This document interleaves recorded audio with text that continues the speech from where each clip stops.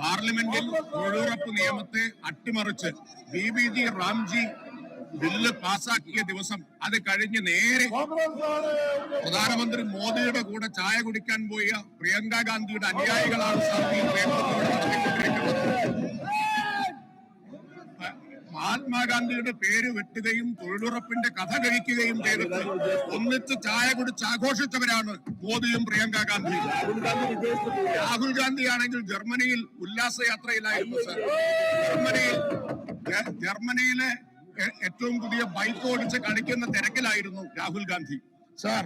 അതുകൊണ്ട് ചോദ്യകർത്താവ് ഉന്നയിച്ചത് പ്രധാനപ്പെട്ട കാര്യമാണ്.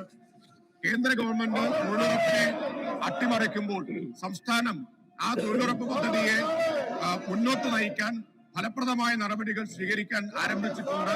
ബഹുമാന്യനായ ധനകാര്യമന്ത്രി ഈ വർഷത്തെ ബജറ്റിൽ 1000 കോടി രൂപ അധികമായി തൊഴിലുറപ്പ് അതിന്റെ ഭാഗമാണ്.